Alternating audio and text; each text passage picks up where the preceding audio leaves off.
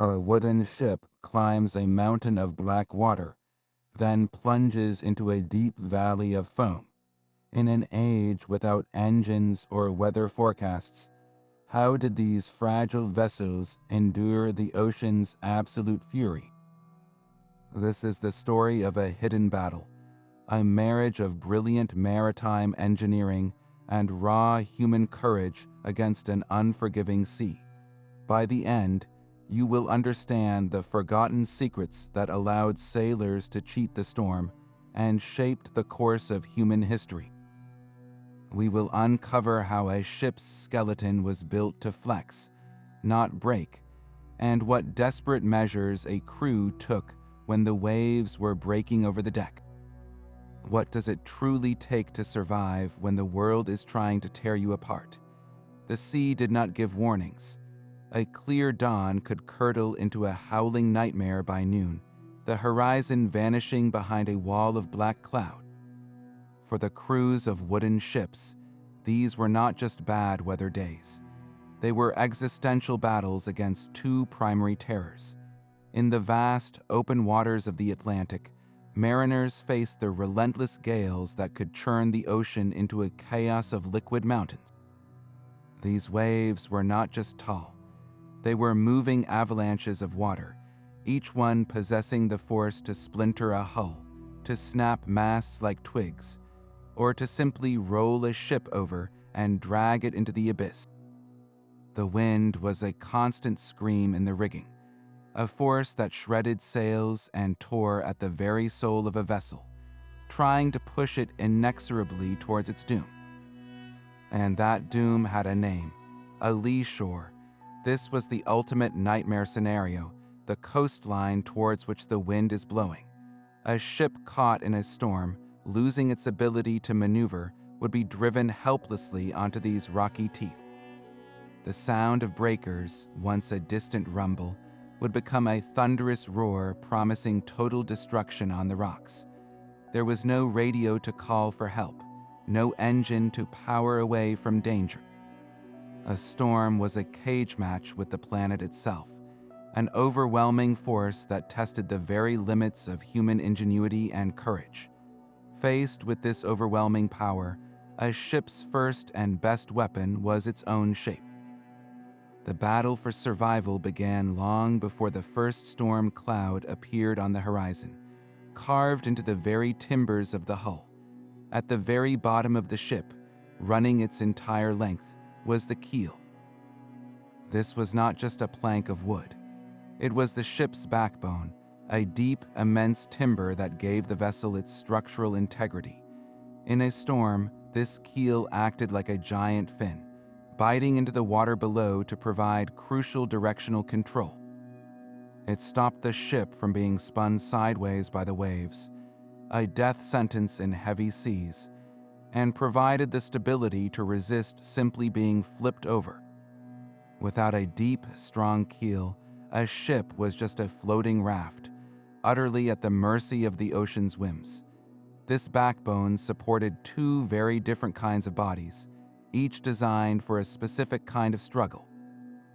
For the treasure galleons and merchant vessels, the primary goal was not speed, but survival with a heavy cargo. Their hulls were famously rounded and tub-like, a shape that offered immense buoyancy. Think of a cork bobbing in turbulent water. It gets pushed around, but it is incredibly difficult to sink. These robust hulls were designed to ride on top of the water, to be lifted by the waves rather than speared through them. This design made them remarkably resistant to capsizing, as their wide beam created a stable platform that fought the violent rolling motion of a storm. They were the floating fortresses of their day, slow and ponderous, but built to endure.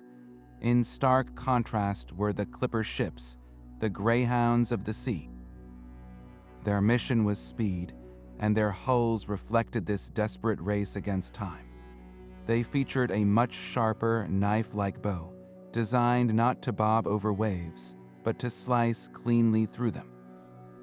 This reduced drag and allowed for greater velocity, but it came at a cost. A clipper ship in a storm would drive its bow deep into oncoming waves, subjecting the entire structure to immense, jarring impacts. While a galleon might float over a massive wave, a clipper had to endure the full force of each blow. The shape of the hull, therefore, was the ultimate compromise, a silent declaration of what a ship was built to do and what it was built to withstand. It was the first and most critical factor in a vessel's seaworthiness, the physical manifestation of a shipbuilder's prayer for the crew's safe return. This backbone began its life not at a shipyard, but deep in a forest. The search for the keel timber was a quest for a single massive oak tree with a natural curve that matched the ship's intended hull shape. Felling this tree was a ceremony of sorts, the first critical step in giving a vessel its soul. Once transported to the yard, this immense log was carefully hewn and shaped into the keel, the central spine upon which everything else would depend. But a spine alone is not enough. Onto this backbone, master shipwrights fastened the ribs, known as frames. These were not straight pieces of lumber. Each frame was individually crafted, steamed and bent into a specific, graceful curve before being bolted securely to the keel. Think of this entire structure not as a rigid, unyielding box, but as a human ribcage made of wood. Your own ribs are not solid bone. They are a flexible cage designed to protect your vital organs from impacts. A ship's frame served the same purpose. When a monstrous wave slammed into the hull, this wooden cage was designed to give just a little. It would flex and groan, absorbing the catastrophic energy of the blow and distributing that force throughout the entire structure. A rigid hull would have simply shattered under the stress, its planks bursting apart. But this flexible skeleton allowed the ship to endure the ocean's pounding, to twist and writhe with the waves instead of fighting them to the point of breaking. Every creak and moan from the timbers in a storm was not a sound of impending failure, but the sound of the ship doing its job, a symphony of resilience playing out within its very bones.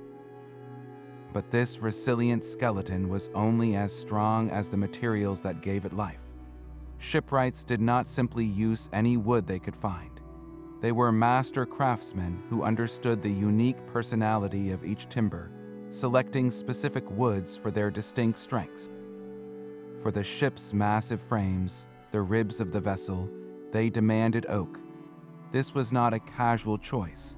Oak was incredibly strong and resistant to rot, a wood that could withstand centuries of punishment from both the sea and the dreaded shipworm. It provided the uncompromising strength the ship's core structure required.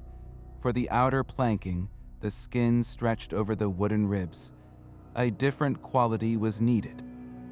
Here, shipwrights often turned to woods like elm, which possessed a natural flexibility. When a wave of unimaginable force slammed into the hull, the oak ribs provided the sturdy resistance, while the elm planks were able to bend and give, just enough to absorb the shock without shattering. This marriage of strong and flexible woods was a deliberate, brilliant strategy. Holding these pieces together was an art form in itself, a puzzle of joinery that had to survive the ocean's constant attempts to tear it apart. In ancient times, the primary method was the mortise and tenon joint. A craftsman would carve a precise slot, the mortise, into one piece of wood. Then he would shape a matching tongue, the tenon, on the end of another timber. The tenon was hammered tightly into the mortise, creating an incredibly strong, interlocking connection without a single metal nail. It was wood joined to wood with flawless precision. As shipbuilding evolved, so did the fasteners. The wooden trunnel or tree nail became a cornerstone of construction. These were not nails at all, but carefully carved pegs of a very hard wood like oak. A shipwright would drill a hole through 2 planks and hammer the trunnel in. The true genius was what happened next. When the ship was launched and the wood became soaked, the trunnel would swell with moisture, locking itself permanently in place. It became a part of the ship itself, creating a bond that actually grew stronger in the water. Later, iron bolts were used to reinforce the most critical stress points, but the principle remained the same. The entire structure was designed not for rigid perfection, but for controlled movement. Sailors had a term for this. They said a good ship needed to work in a heavy sea. All that groaning and creaking you heard during a storm was the sound of the hull flexing, of the trunnels shifting minutely in their holes, of the entire vessel twisting like a living thing to distribute the immense forces trying to break it apart. This was a quality that the earliest iron ships surprisingly lacked. Their metal hulls were too rigid, and in a brutal storm, that rigidity could be a fatal flaw, leading to cracked plates and catastrophic failure. The old wooden ships, with their carefully selected timbers and masterful joinery, understood something profound. To survive the fury of the open ocean, you could not be unbending. You had to be able to move with the blow, to yield just enough so that you would not break. Even the most perfectly flexed hull would be worthless if it started to fill with water. All those carefully joined planks, no matter how tightly fitted, still had tiny gaps between them. Sealing these seams was a dark, sticky, and utterly vital art. The material of choice was oakum, a humble substance with a monumental task. Oakum was nothing more than old rope, painstakingly picked apart into its individual hemp fibers. These fibers were then soaked in pine tar, a thick, pungent substance that made them water-resistant and easier to pack. Crew members, often those being punished or the least experienced, would spend hours, days, even weeks performing the tedious work of picking oakum, their fingers raw and stained black from the tar. This tar-soaked fiber was the ship's primary defense against the sea. Using a mallet and a blunt caulking iron, a craftsman would forcefully drive the oakum into every single seam between the hull planks, packing it deep into the gap. Once the seam was tightly stuffed, the final seal was applied. They would heat up pitch, a thicker, even more durable form of tar, until it was a bubbling, viscous liquid. This scalding hot pitch was then poured or brushed over the packed oakum, creating a hard, waterproof shell that locked the fibers in place and sealed the wood. It was a smelly, messy process, but it was the only thing standing between the crew and a slow, sinking death. This was not a one-time fix at the shipyard. A wooden hull was a living, breathing entity. It swelled when wet and shrank when dry. It flexed and twisted in heavy seas, constantly working the caulking loose. Maintaining this waterproof seal was a never-ending battle, a cycle of scraping out old, worn oakum and hammering in new. The relentless sun, the battering waves, and the boring action of shipworms all conspired to degrade the hull's integrity. A ship could start a voyage watertight, but after weeks at sea, the constant need for recaulking was a fact of life. And when a storm hit, this maintenance became a matter of life and death. Below the waterline, in the near total darkness of the hold, one man's role became absolutely critical. The ship's carpenter, armed with his mallet, irons, and a supply of oakum and wooden plugs, was the guardian of the ship's very buoyancy. During the worst of the gale, while sailors fought the sails above, the carpenter would be below decks, listening. He knew the sound of every creak and groan of his ship. His ear was tuned to a different sound, the telltale hiss of a high-pressure jet of water, a sign that a seam had failed or a plank had sprung. He would immediately locate the leak and, with the ship pitching violently around him, begin the desperate work of stuffing oakum into the breach or hammering a tapered wooden plug into a larger hole. His work, done in cold, rising water, often by the flickering light of a single lantern, was a race against the sea itself. The survival of the ship and every soul aboard could hinge on the skill, courage, and calm hands of this one man in the dark. High above the groaning hull, a different kind of battle raged, a chaotic dance in the rigging where a single misstep meant a fatal plunge. The ship's masts and sails, its engines in a calm, became its greatest liabilities in a storm. The wind, screaming through a cat's cradle of ropes, did not just push the ship, it tried to destroy it.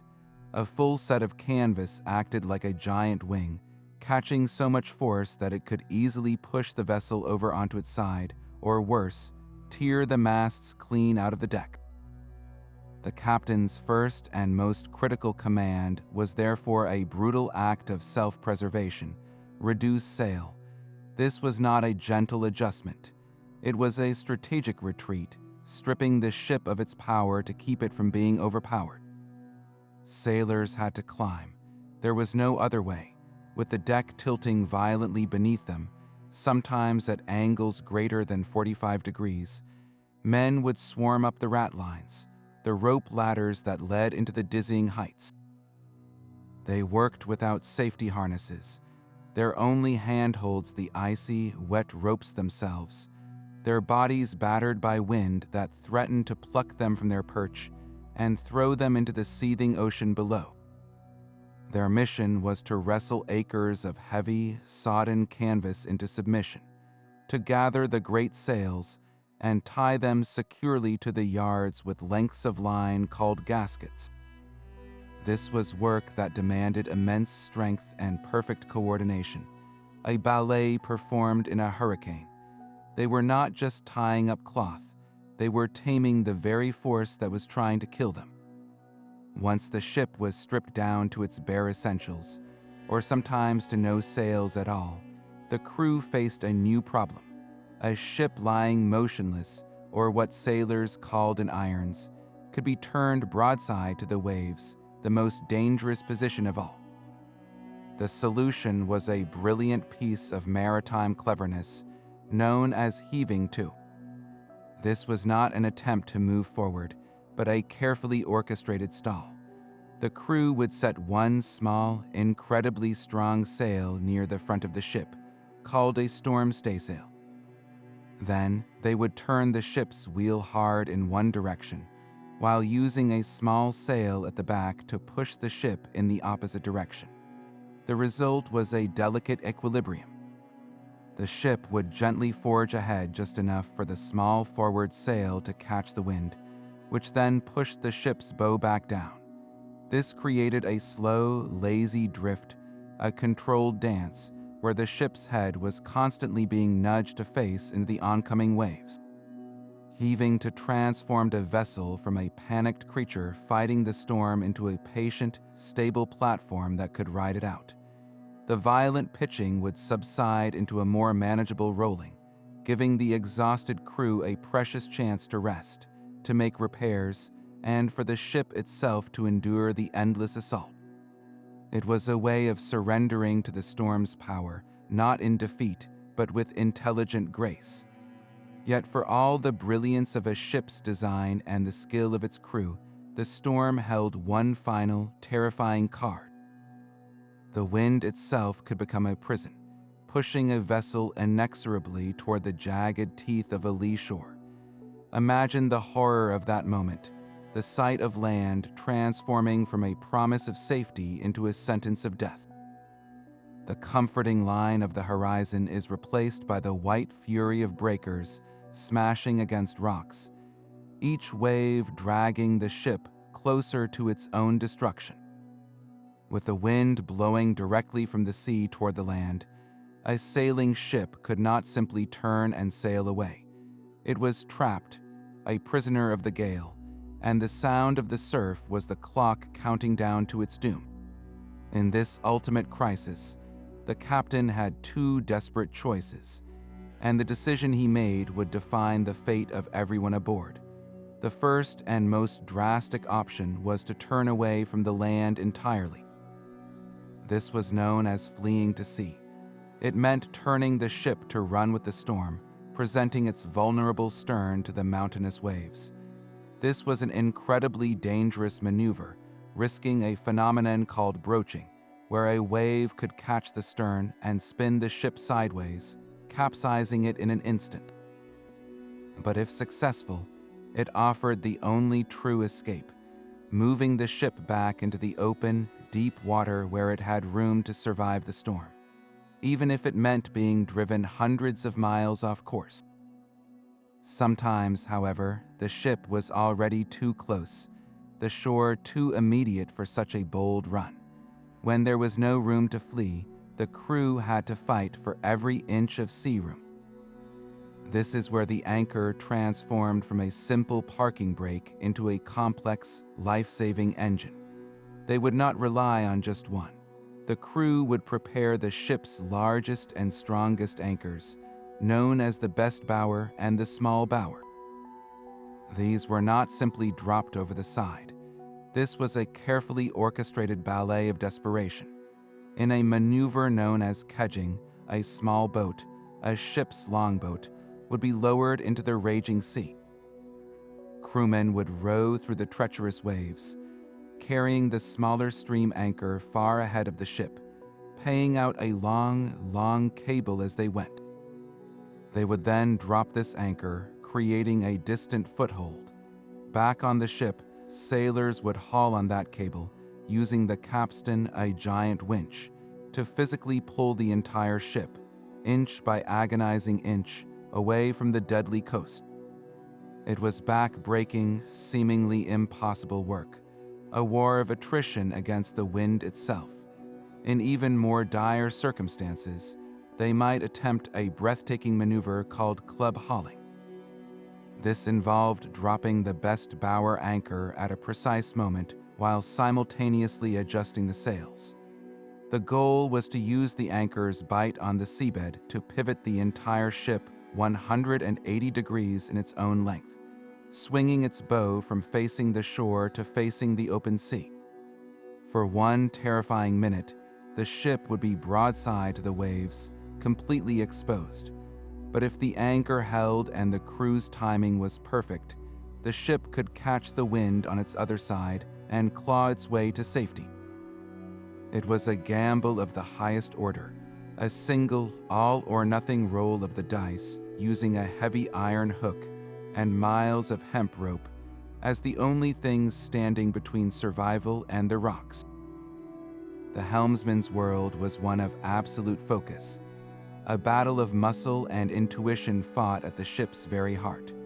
For centuries, the primary tool for steering was the tiller, a massive wooden beam connected directly to the top of the rudder post. In heavy weather, controlling this brute was a job for several strong men. They would lean their full weight into it, fighting the ocean's violent attempts to wrench it from their grasp. This direct connection gave them a raw, physical feel for the water's pressure on the rudder, but it was an exhausting, brutal struggle. A slight improvement came with the whipstaff, a vertical pole attached to the tiller that allowed a single helmsman to stand on the deck above and pivot the beam below.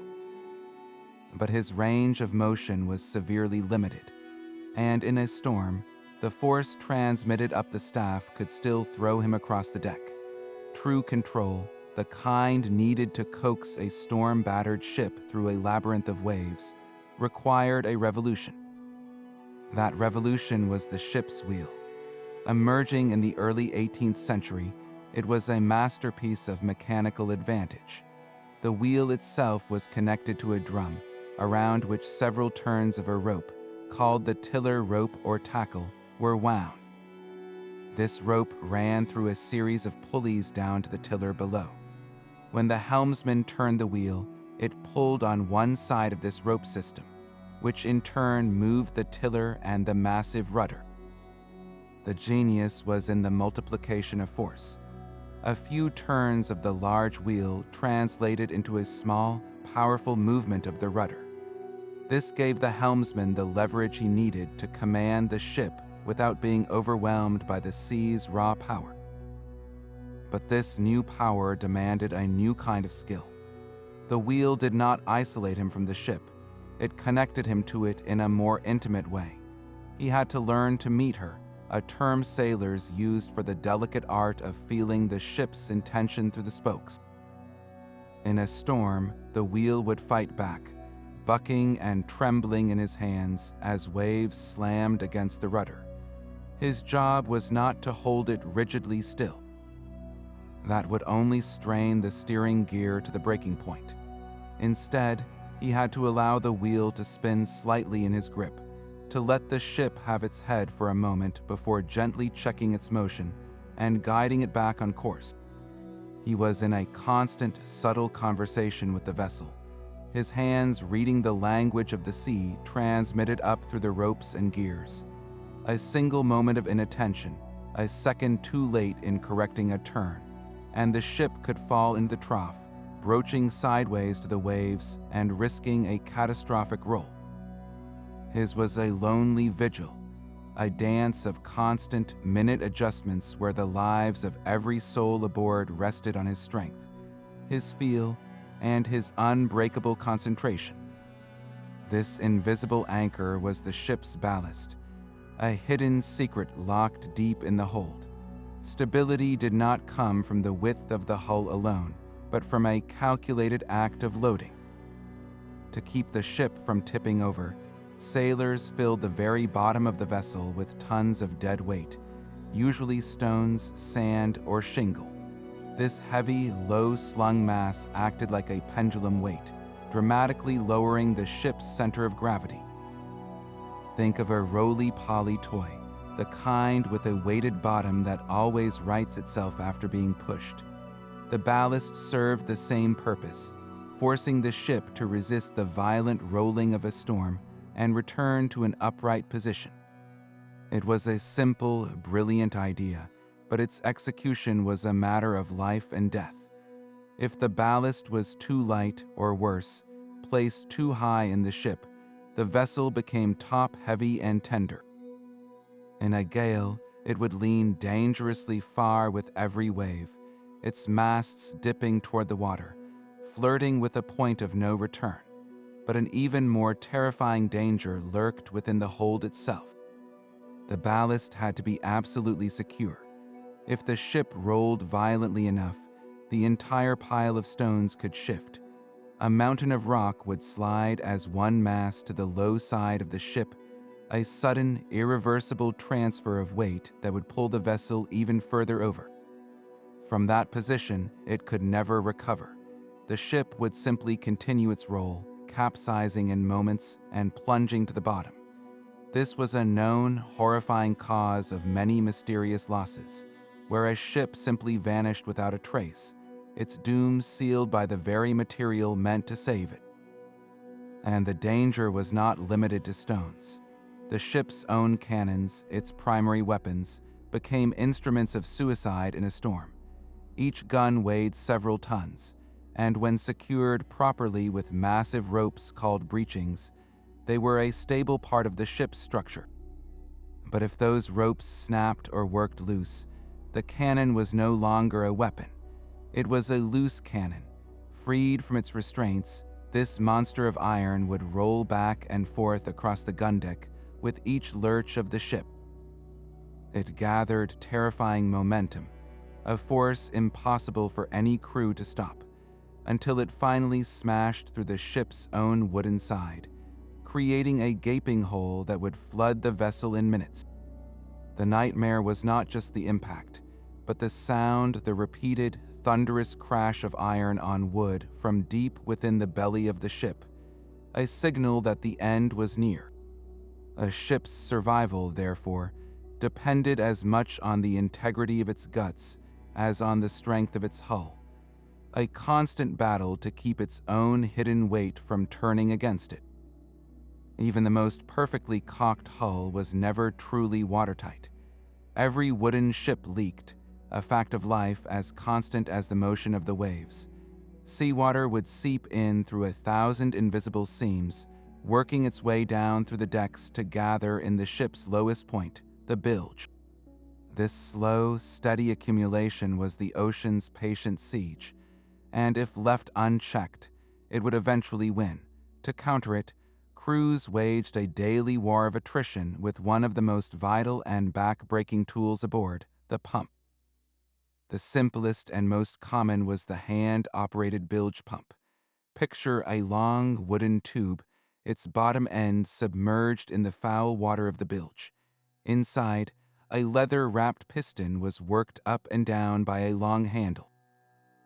With each upward stroke, it would create a vacuum, sucking water up in the tube. With each downward push, a valve would open, forcing that water up and out through a spout on the deck, where it would drain back overboard. It was simple physics, but it demanded endless, monotonous labor. For larger vessels, the effort required was too great for one man. This led to the development of the chain pump. This was a marvel of coordinated effort. A long loop of chain, fitted with flat discs or leather washers, was housed in a wooden pipe that ran down into the bilge. The chain was turned by a capstan on the deck above, a giant winch that required multiple men to walk in a circle, pushing on the capstan bars. As the chain turned, the discs would scoop up water from the bottom and carry it to the top, where it would spill out. The rhythmic clanking of the chain pump became the heartbeat of a ship in distress, a sound that signaled both desperation and determination. In a full-blown storm, this chore became a matter of survival. The constant, violent flexing of the hull would open new seams, and green water crashing over the decks would find its way below. Teams of exhausted men, already battered from hours of fighting sails, would take turns at the pump handles. Their world narrowed to a simple, terrifying metric, the level of water in the bilge. They would mark a stick and lower it down, checking it every hour. Was the water rising faster than they could pump it out? Were they winning the battle or slowly losing it? They worked in a cold, wet hell, their muscles burning, their hands blistered, driven by the primal understanding that their lives were quite literally measured in the inches of water sloshing beneath their feet. It was a grim, relentless truth of the age of sail, that a ship's survival depended not just on grand designs and brave maneuvers, but on the simple, grueling persistence of men turning a handle in the dark. Blinded by the storm, a ship's navigator faced his ultimate challenge. The sky was a solid ceiling of cloud, hiding the sun, the moon, and every star. In an age before satellites, this was the navigator's clock and map, and now it was gone. All his sophisticated tools, the sextant and the chronometer, were rendered useless. In this howling gray void, he was forced to rely on a much cruder, more desperate form of navigation, a calculated guess known as dead reckoning. The process began at the last known position, a precise point on the chart fixed before the clouds rolled in. From that moment, the navigator would begin to plot a course based not on observation, but on estimation. He would consult the ship's log to determine its speed, often measured by throwing a weighted log overboard and timing how fast the rope paid out. He would note the compass heading the helmsman was struggling to hold, and then, with a pair of dividers and a steady hand, he would mark a new theoretical position on the chart. It was a simple equation. Position equals previous position plus speed multiplied by time and direction. But the ocean during a storm was never that simple. Two invisible forces conspired to make his careful calculation a fantasy. The first was leeway. A sailing ship cannot move perfectly sideways through the water. The wind, pressing against the hull and rigging, constantly pushes the vessel downwind. In a full gale, A ship could be shoved miles off its intended course, sliding sideways through the water like a car skidding on ice. The second was the current, a silent river within the ocean whose strength and direction were often complete mysteries. The navigator had to make an educated guess, based on experience and folklore, about how much leeway and current were affecting his ship, and adjust his dead reckoning position accordingly. His chart became a web of possibilities, a best guess in a world of absolutes. The survival of the ship could depend on the accuracy of that guess, especially when the unseen danger of a lee shore was lurking somewhere in the storm ahead. When that threat materialized, the ship had to move, and moving in a storm required a special kind of courage. One option was to turn and run, a tactic called scudding. This meant pointing the ship's stern directly into the waves and letting the storm push it. It was a terrifying ride, a wild sleigh ride down the faces of liquid mountains. The helmsman's job was to keep the stern square to the waves, preventing the ship from being spun sideways, which would lead to a catastrophic broach. The entire vessel would shudder as a following wave lifted its stern high, then surge forward with dizzying speed as the wave passed underneath. It was a way to gain distance, to flee from an immediate danger like a coastline, but it sacrificed control and risked being pooped, where a giant wave would break over the stern and swamp the deck. The other tactical choice was more complex, a careful dance with the wind known as wearing ship. Turning a sailing ship directly into the wind was impossible. The sails would simply flap uselessly. So to change direction and bring the wind onto the other side, the crew had to turn away from it. They would gradually ease the ship off the wind, letting the stern swing through a wide arc until the wind was directly behind them, and then continue the turn until it filled the sails from the opposite side. In a storm, this maneuver was a prolonged and vulnerable moment. For a critical period, the ship would be broadside to the waves, exposed to their full force. But if executed perfectly, wearing ship allowed the crew to deliberately alter their course, to claw their way onto a new heading that might lead them away from a lee shore or into a more manageable position relative to the waves. These were not just maneuvers, they were high-stakes gambles made on the strength of a dead reckoning plot, a testament to the fact that surviving a storm was as much about the mind's calculation as the body's endurance. Amidst the chaos of screaming wind and breaking waves, the captain stood as an island of terrifying solitude. His was not a job of brute strength, but of cold, calculated judgment, where a single wrong decision could sign a death warrant for every soul aboard. His first and most critical task was to read the language of the storm itself. Long before the first cloud appeared, an experienced master would note the subtle signs: a falling barometer, a certain hue to the sky, a long, oily swell from a distant horizon. These were the storm's whispered warnings. When it hit, he had to interpret its character. Was this a passing squall or a lasting hurricane? Would the wind back or veer? His entire strategy hinged on this diagnosis. The command to reduce sail was his alone, a call that had to be timed with perfect precision. Order it too early, and the ship would lose its ability to maneuver, becoming a toy for the waves. Order it too late, and the masts would be torn out by the roots. This was not a democratic process. It was a solitary burden, a gamble based on a lifetime of hard-won experience at sea. Once the ship was secured, the next monumental choice awaited. Should they heave to and ride it out, or turn and run before the storm, or attempt a desperate claw away from a lee shore? There was no manual for this.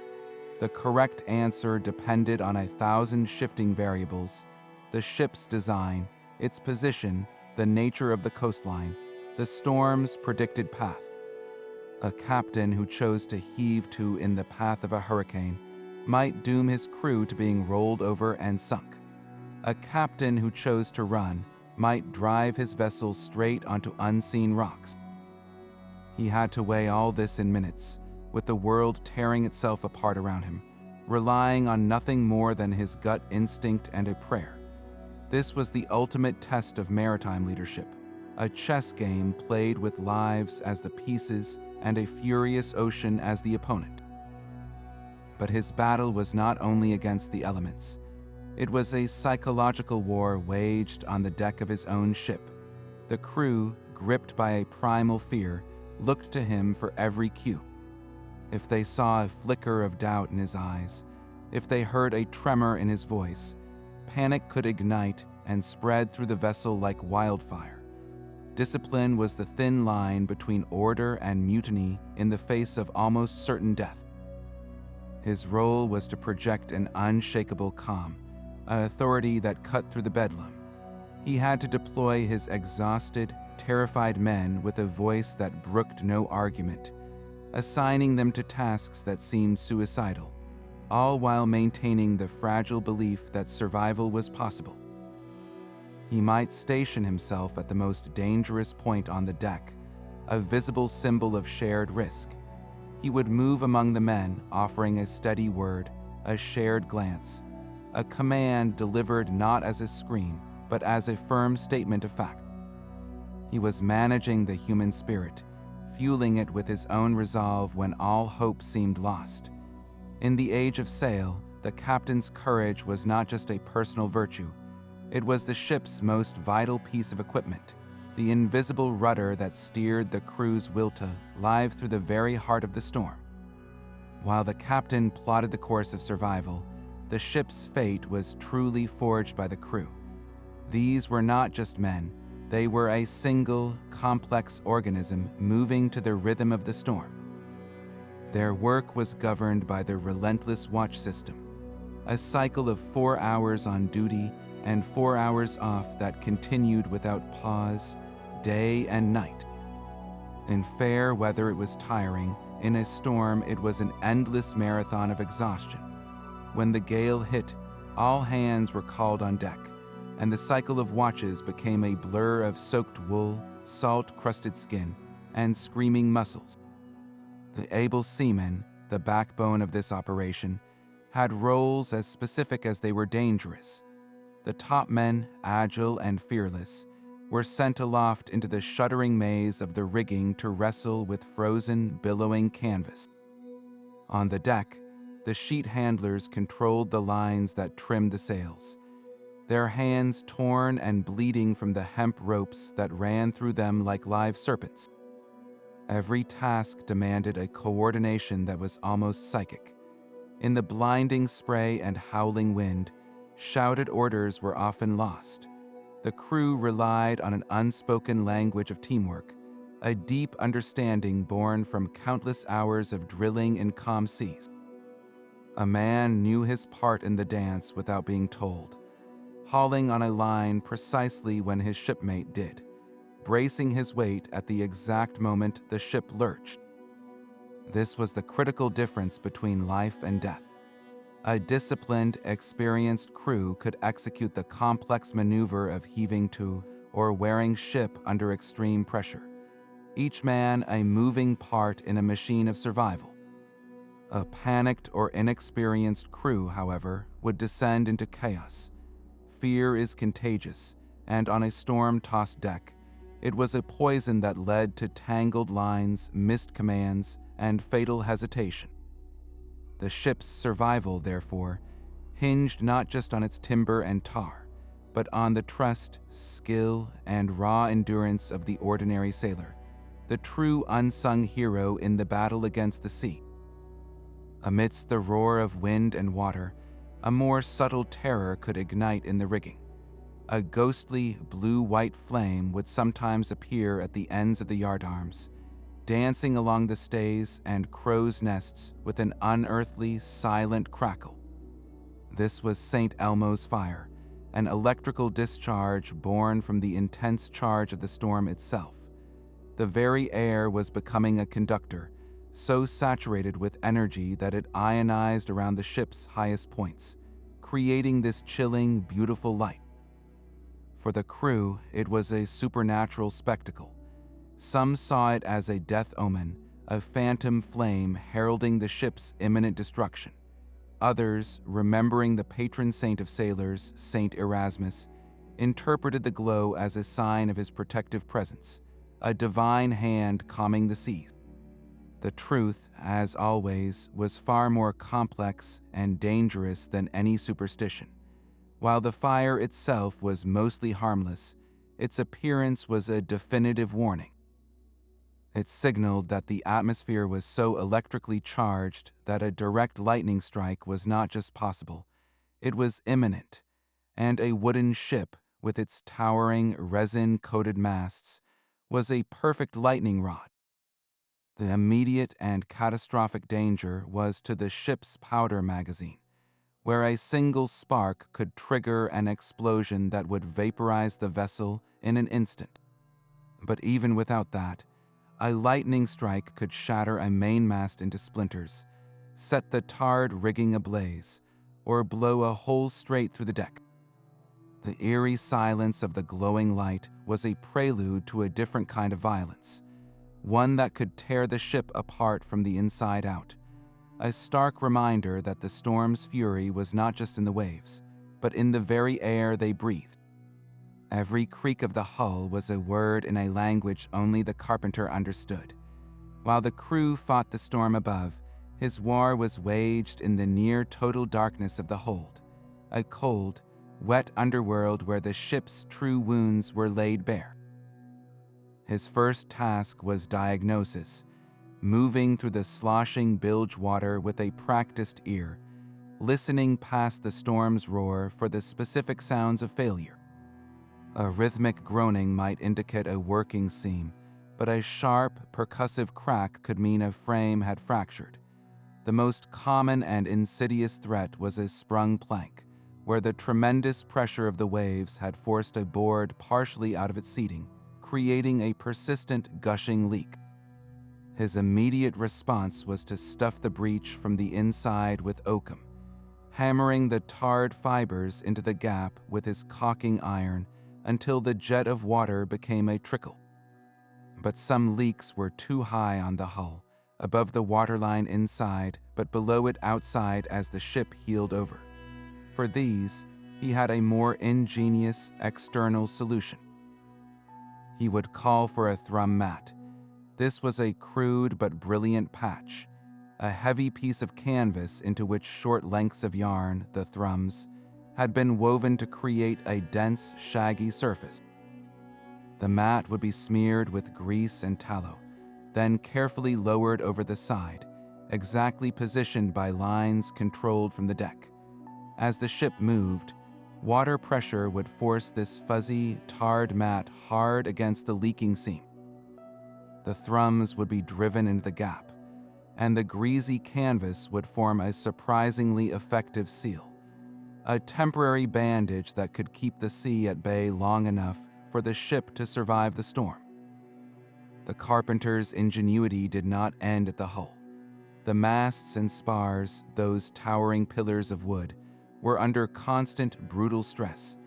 It was not uncommon for one to crack under the strain, a fracture that threatened to become a full break and send tons of wood and canvas crashing down onto the deck.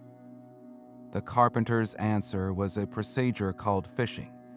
He and his mates would haul spare timbers, lengths of plank known as fishes, up to the damaged area.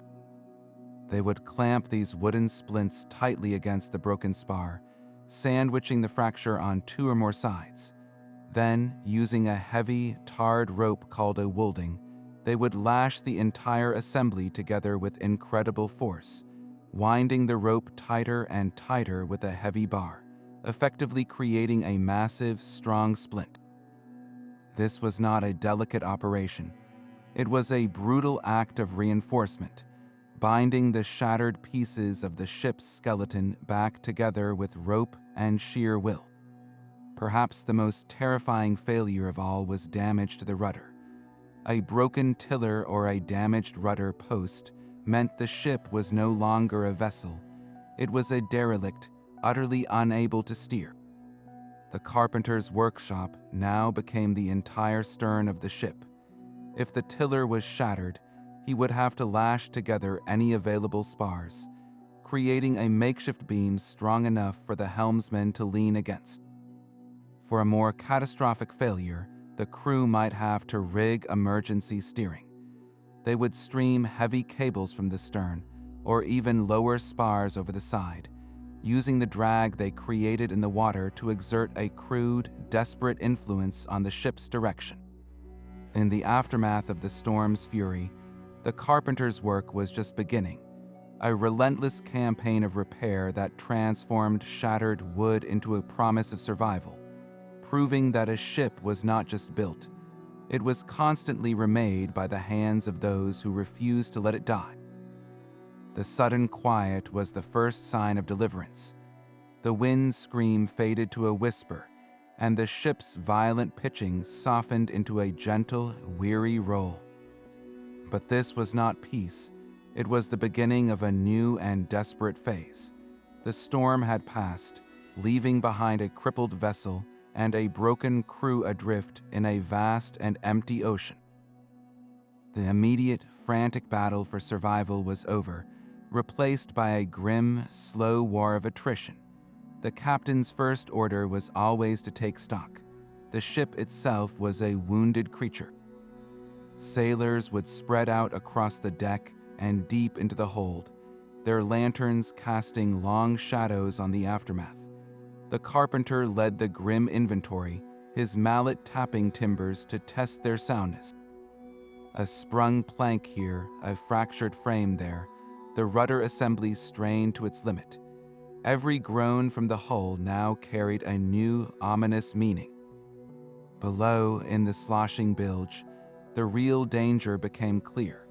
The frantic pumping during the storm had kept them afloat, but seawater had infiltrated everything.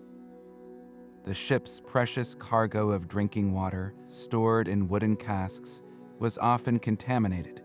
A single cracked stave, a loose hoop jolted loose by the pounding waves, and the salt water would seep in, turning life-giving fresh water into a poisonous, undrinkable brine.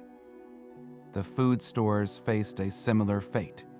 Barrels of salted meat, hardtack biscuits, and dried peas, if not perfectly sealed, were now soaked and beginning to spoil. The smell of rot and salt was the smell of a ticking clock. The crew themselves were the most damaged cargo of all. Men slumped where they stood, their hands raw and bleeding, their bodies a tapestry of bruises and saltwater sores. The ship's surgeon, if they had one, would now face his own horrors, setting broken bones, stitching deep gashes, and battling the infections that promised a slow, feverish death. In this moment of exhaustion and despair, the captain's role transformed. He was no longer the storm commander, but the guardian of hope. His calm authority was the only thing standing between order and a descent into mutiny or despair. He had to give the exhausted men a new purpose, a series of small, manageable tasks that rebuilt their sense of control. Some were set to repairs, helping the carpenter fish a broken spar or sew a new patch for a torn sail. Others were put to the pumps again, not in a frantic race against rising water, but in the steady, monotonous rhythm of reclaiming their ship from the sea. Checking the provisions became a sacred ritual. Each cask of water and food was inspected, the spoiled separated from the salvageable. Rations were immediately cut, a sobering calculation based on a new and terrifying unknown. Where were they? The navigator would finally emerge on deck, his sextant in hand, praying for a break in the clouds to snatch a single, precious glimpse of the sun or a star. Without it, they were truly lost, sailing on dead reckoning through a featureless blue desert. The goal was no longer their original port, but the nearest speck of land, a safe harbor that might be weeks of slow, limping sailing away. The survival of the ship now depended on a fragile triad: the strength of their repairs, the wisdom of their rationing, and the unbreakable will of a crew clinging to the simple, daily proof that they were still, against all odds, moving forward. The resilience of a ship and its crew was only the first chapter of survival. The true test often began when the storm ended, when a fractured community was cast adrift in absolute isolation. No story captures this terrifying transition more starkly than the voyage of the Batavia. In the year 1629, this proud vessel of the Dutch East India Company was a floating fortress, laden with silver and spices, sailing toward the distant East Indies. It was struck not by a single cataclysm, but by a cascade of them. A violent storm in the open Atlantic was the first trial, a brutal pounding that the ship's robust hull was built to withstand. The crew fought the gales, reduced sail, and kept the pumps going. By all accounts, they survived the storm itself, but the storm did its hidden damage. It battered the ship, exhausted the crew, and, most critically, drove them far off their intended course, into waters that were poorly charted and thick with hidden dangers. The navigator's dead reckoning, his best guess in the cloudy void, had failed them. In the dead of night, with a horrifying, grinding shudder that tore through the entire wooden frame, the Batavia ran aground on a remote coral reef at the edge of the known world. The storm had not sunk them, but it had delivered them into a trap. The ship was mortally wounded, its back broken on the razor-sharp coral. In the frantic hours that followed, as the hull splintered and the sea poured in, the discipline that had held them together in the storm began to dissolve. The captain and a select group commandeered the only functional longboat and made for the open sea, promising to find help on the distant mainland. They left behind more than 250 souls, mostly soldiers, sailors, and passengers, stranded on a handful of small, barren, and waterless islands with meager supplies salvaged from the wreck. This was the moment the social contract written in the heat of the storm was torn up. The shared enemy of wind and wave was gone, replaced by a new and more terrifying foe, human nature itself. A junior merchant named Jeronimus Cornelis, left in nominal command, saw not a crisis to manage, but an opportunity to seize. He gathered the weapons and food, and with a small band of loyal followers, he initiated a reign of terror. The goal was simple and brutal: to eliminate all but his chosen few, keeping the dwindling supplies for themselves, and planning to seize the rescue ship when it eventually arrived. What followed was a systematic massacre. Survivors were lured to other islands under false pretenses and murdered. Groups were drowned, beheaded, or tortured.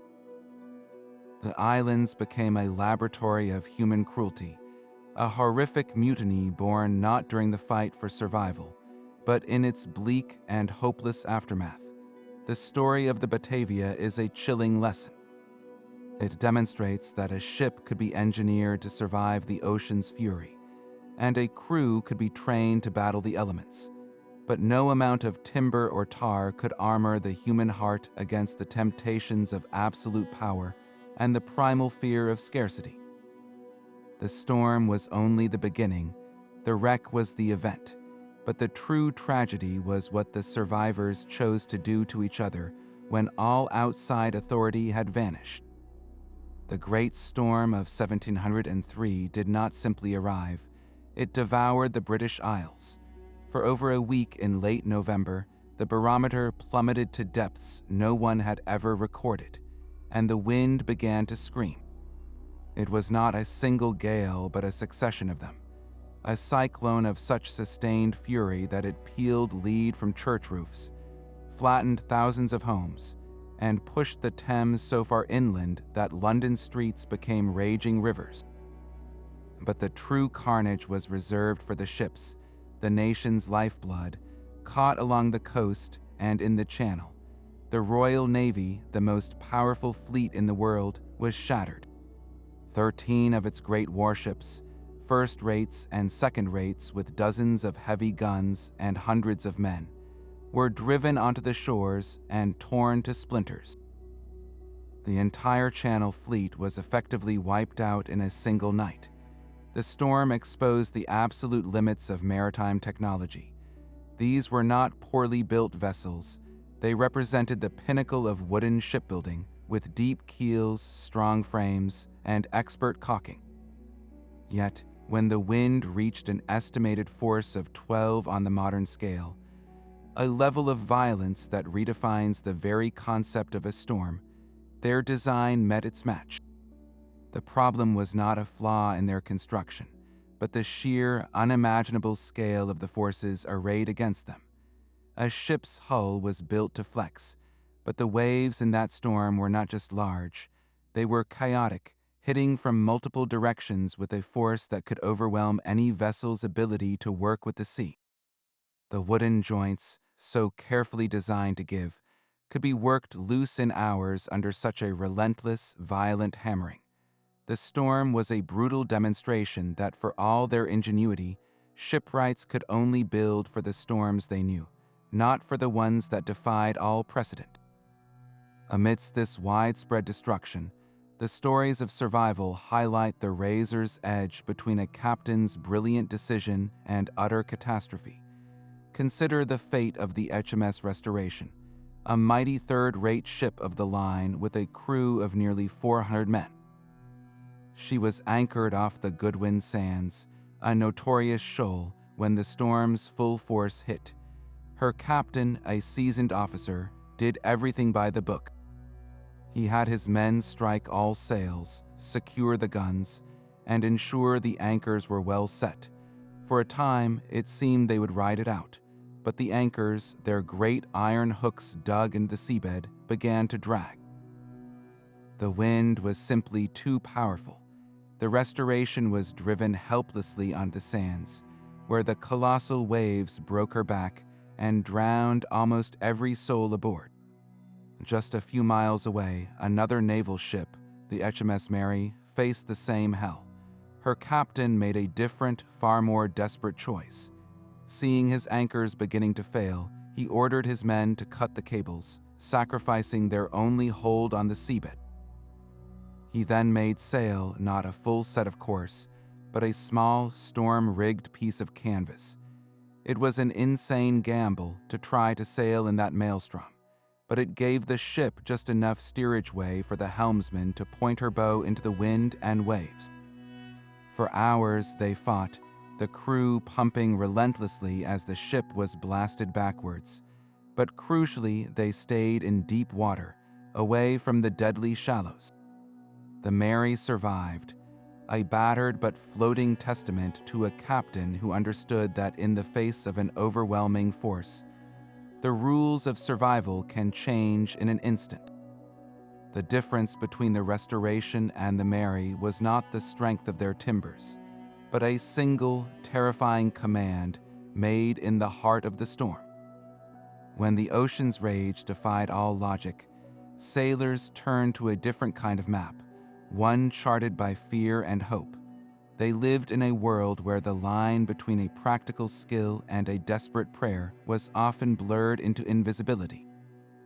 Superstition was not mere ignorance. It was a vital psychological tool, a way to impose a semblance of order on the chaotic, godlike power of the sea. Consider the simple act of whistling. On a calm day, a sailor idly whistling a tune might be sharply reprimanded by an old salt. The belief was that whistling challenged the wind itself, that you were whistling for a wind, and you might just summon a gale you could not control. This was not just a silly story. It was a behavioral control, a way to maintain a serious, focused atmosphere on a vessel where a single mistake could be fatal.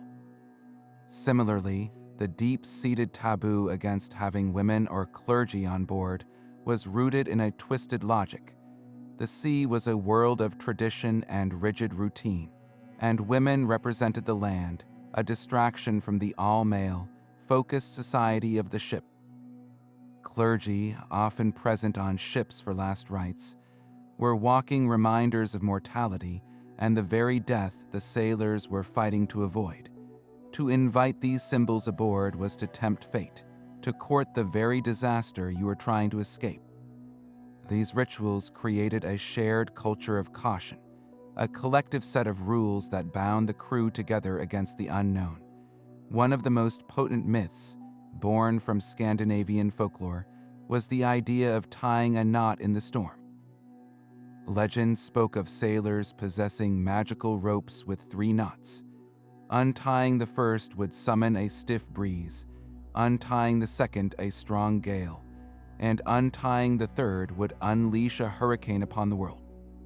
This was the ultimate fantasy of control, the desire to bottle the storm's power and release it at will. It speaks to a profound human need, the dream of not just surviving the sea's anger, but of commanding it. Yet for all the power of these stories, they existed in a parallel world to the gritty, physical reality of survival.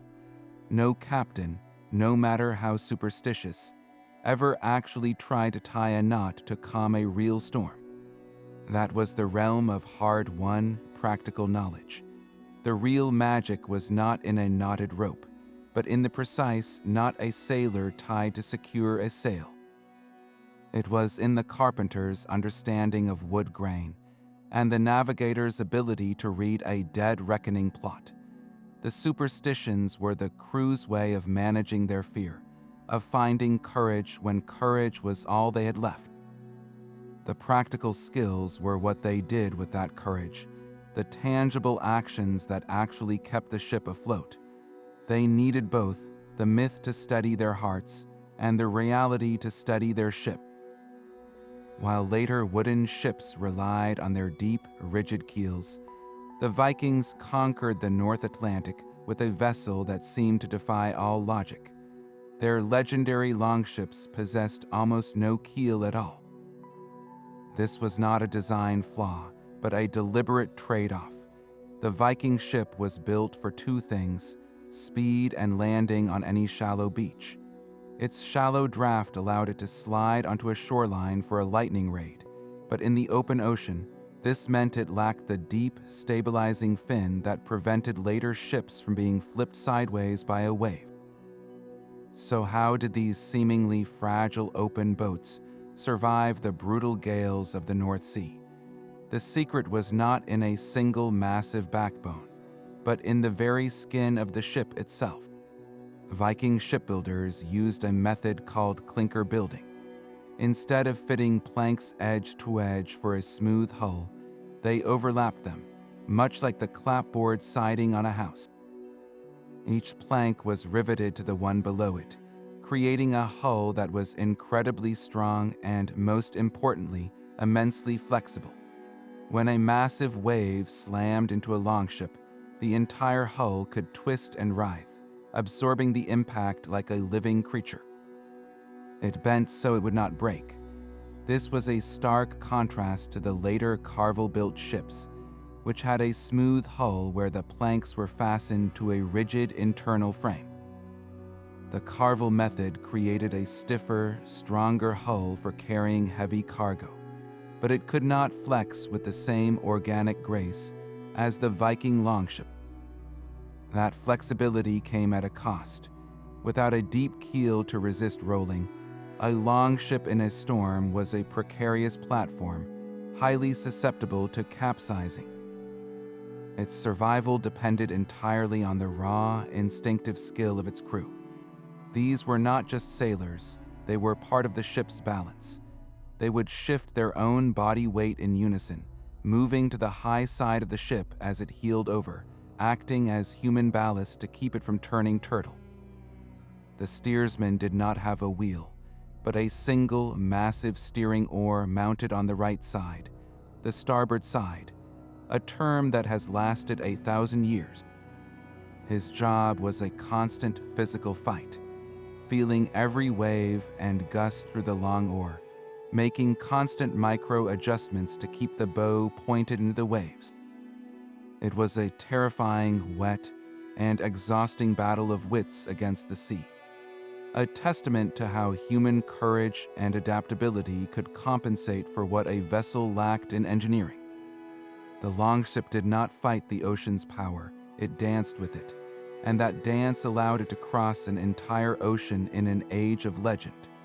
While Viking longships danced with the waves, on the other side of the world, shipwrights were engineering giants. In the early 15th century, the Ming dynasty's Admiral Zhang, he commanded a fleet of treasure ships, so vast they dwarfed anything Europe would build for centuries. These were not just large vessels, they were floating cities with multiple decks and 9 masts towering over the water.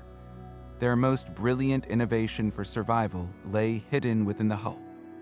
Chinese shipbuilders incorporated watertight bulkheads, walls that divided the ship into separate, sealed compartments. Think of it as a honeycomb structure inside the ship. If a storm-driven wave or a hidden rock tore a hole in one section, only that single compartment would flood. The ship could lose a part of its buoyancy, but not all of it.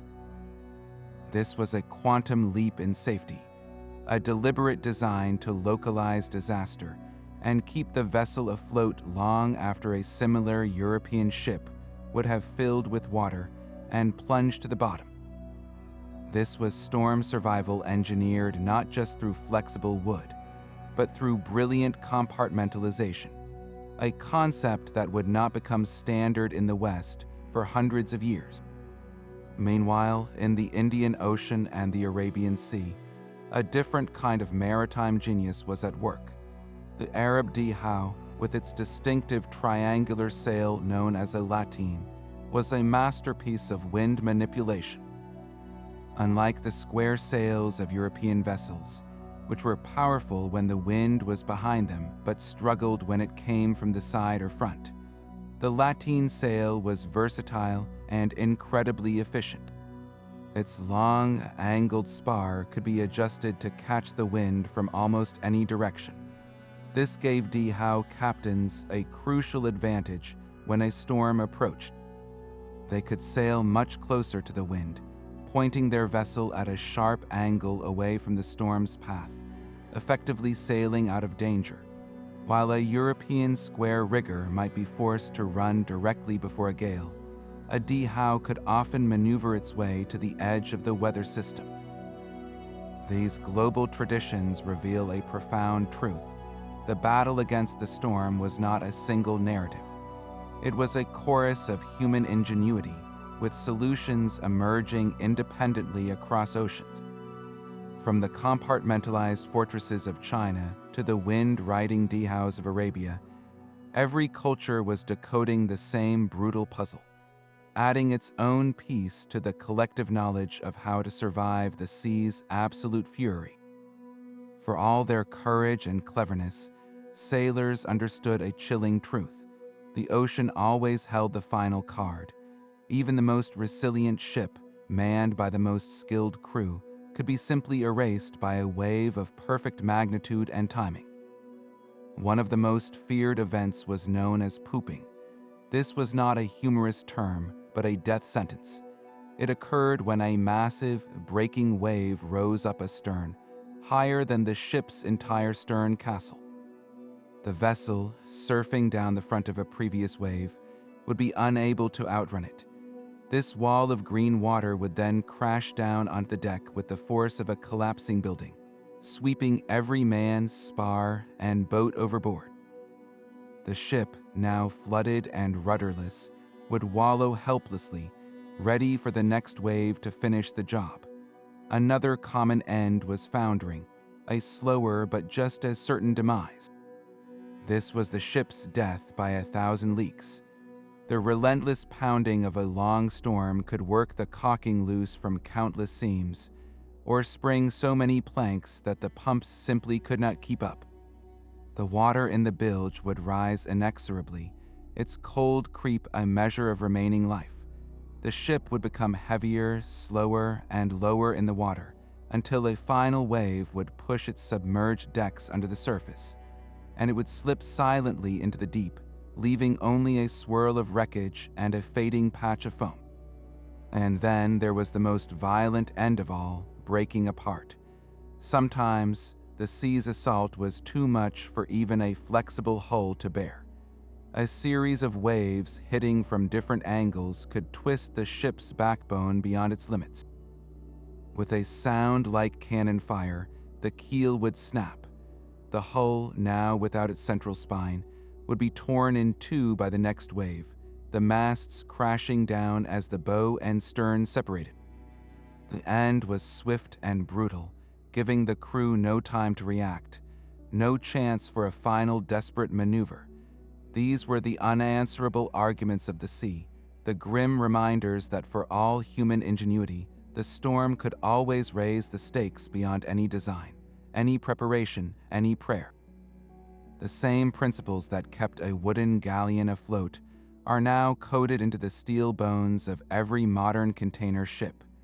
The relentless struggle against the ocean forced a slow, painful accumulation of knowledge, and each shipwreck taught a lesson that would not be forgotten. The most crucial innovation, watertight bulkheads, was not a new idea.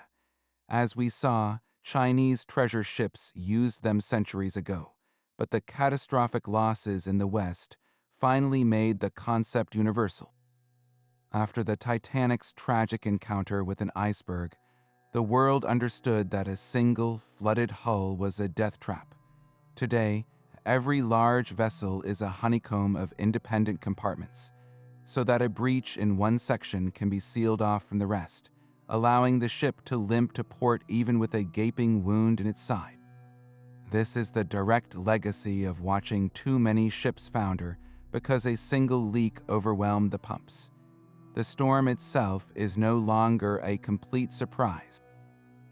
For the historical sailor, the sky was his only barometer. Now, a network of satellites, buoys, and supercomputers tracks weather systems forming on the other side of the globe. A modern captain receives detailed forecasts that predict a storm's path, intensity, and timing, giving them days, not hours, to plot a course around the worst of the weather. This has transformed survival from a desperate battle into a strategic avoidance. The greatest shift, however, came with the power to say no to the wind. The age of sail meant a ship was a prisoner of the weather, forced to go where the gale pushed it, often toward a lee shore. The invention of the marine engine broke that prison. A modern vessel can turn its bow directly into the waves and power through them, maintaining steerage and control in conditions that would have doomed a sailing ship to a leeward drift. It can actively fight the storm, not just endure it. And if the fight is lost, there is no longer the terrible silence of a vanishing ship. Global satellite communication means a distress call can be sent from the middle of an ocean, summoning help from over the horizon. The spirit of the historical sailor, however, has not been engineered away. It lives on in the rigorous safety drills, the constant maintenance, and the unspoken understanding that the sea remains the final authority. Today's crews still secure cargo with the same urgency as their ancestors tied down cannons, knowing that shifted weight is just as deadly in a steel hull as a wooden one. They still stand watch, they still watch the barometer, and they still feel that primal respect for the ocean's power. The tools have changed, but the fundamental goal remains identical: to leave port, confront the unknown, and return home safely. Surviving a storm was never a single act of heroism, but a complex and desperate ballet. Each element had to perform in perfect time: the ship's flexible groaning, the crew's exhausted labor, the captain's solitary calculations. It was a fragile harmony of design, knowledge, leadership, and pure luck, any one of which could fail at any moment. The brilliant engineering of the wooden hull, designed to work with the sea rather than defy it, was only the stage.